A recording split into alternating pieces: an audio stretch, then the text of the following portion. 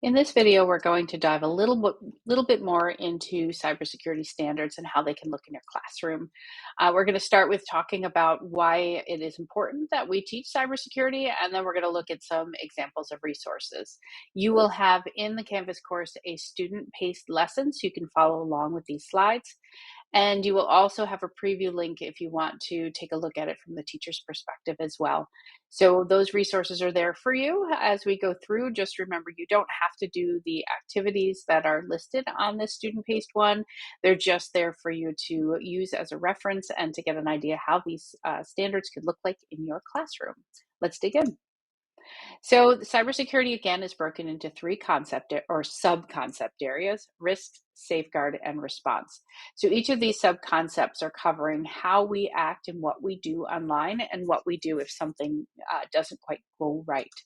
So let's dive in. Again, you don't have to watch the videos, or I'm not going to show the videos right now, but these videos are great for you to take a peek at because they're going to help you understand what we're talking about when we're talking about cybersecurity.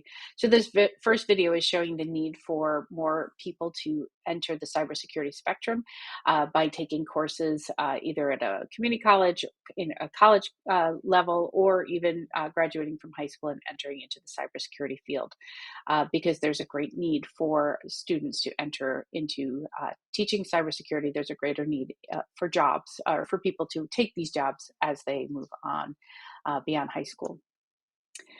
As far as careers go, I have some information here as far as understanding the career world. So you can look at these interactive maps and see the need. And this just shows since 2021, but there's some more updated ones that you can take a peek at if you Google search. You can see some of the averages of what these jobs could be paying if students choose to go into cybersecurity. Give some job information. So it's a great way for you to do career exploration, which ties very nicely into impacts of computing, but can also maybe generate some interest in cybersecurity. You could also take a look at the career field to see what skills are needed as far as the biggest gaps and where we need students to know and what we need them to know in regards to computer science in general, and definitely for some cybersecurity. All of the links are on this page too if you'd like to explore these further. Again, I'm not going to play the videos for you while you're watching this video, but I'm going to give you a little description of what's happening. This gentleman is asking questions of people based on information they found out on Instagram. So it shows that using those location services or posting in the moment, how much information you're giving away. Here is a copy of the PDF of the standards if you want to look at them as we go through the examples. And then you're going to see that we have the placement activity again. If it is already filled out because other people have taken the have gone through and filled it, you can go through, make a copy, and edit out what you'd like as you build. So let's take a look at the first two standards here, the sub-concept areas of risks and safeguards and what they could look like in action. Shannon Miller McClintock has put out a really great board, and I know you have to click somewhere in the top here, there we go, to come out here. These are a whole bunch of really great books that you can read that cover media literacy.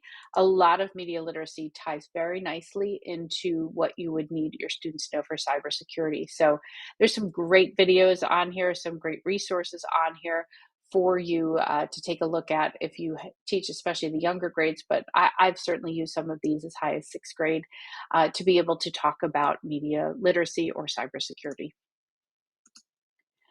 This website, the Culture of Cybersecurity, has some really great resources for you. They have some printable kit activities, which is always needed and always appreciated by teachers for kindergarten through 5th grade. And then they have these education cards that you can request and purchase. You can get one for free if you note down at the bottom of this page here. If you email the CIAS at utsa.edu, they will send you one of these kits for free. It's not just one deck of cards, it's a deck of cards for your whole class. You get a class set. They're really fun games and they can really teach your students a lot about cybersecurity.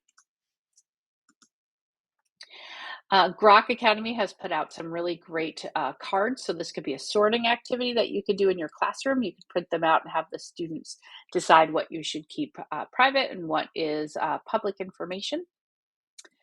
Moving on to the next two in safeguards, we can talk about our password safety. So again, I'm not going to play this video, but this is going to show how many people right off the streets from this Jimmy Kimmel piece are giving away their passwords and how non-secure their passwords really are. You can talk about decoding using things that you typically do in your language, like CVC words. The next one is one from Beluga. This is the history of communication. So you're going to tie this into history and science, but you're going to talk about the way we use emojis now to communicate, very similar to how hieroglyphics were used back a long time ago. So you can absolutely see all of the different subject areas that these lessons can cover. And these are all, like I said, on Beluga. Sphero EDU has some fabulous lessons around cybersecurity. So if you have access to a Sphero Bolt in your school, you could take your student through lessons about ethical hacking, about different cybersecurity careers. You could talk about the CIA triad. You can learn different ways to protect yourself from cyberbullying and how quickly computers can figure out passwords. So this can be these can be really fun lessons for students, but really great way to engage your students in cybersecurity concepts. I've done all of the ones for 6th grade, which was the ethics of computing, the cyberbullying one, and the password ones, and the students absolutely loved learning and exploring. Just because the passwords kept going, there's another video about from Jimmy Kimmel of people giving away their passwords. That was a few years later from the original one. And then finally one that was from 2021 of, again, people not having very safe passwords and offering to give them away. You could do activities like cryptograms, like this one, that you can fill out and try to solve. These are great activities you can do in the classroom. These are great to do as brain breaks or warm-ups for the class, do during a breakout. It could be an exit ticket. It could be, anything to get your students engaged and thinking about cryptography. And then finally, our last one is response. Here we can go out to this one from InfoSec, which takes you to a game that they would click and play. It walks them through a video, and then they do different activities based on what they need to know. And I'm going to give you a Padlet of a place for you to put your ideas down. This one is separated already into subject areas, so a little bit more detailed maybe than some of the other ones that you've had as we're going through. I clicked away from it. Let me go back into it. So you have that information that will be in your Canvas class. And if you have any questions or thoughts, you don't need to put them on Nearpod. You can if you'd like, but put them in the question section on your Canvas page.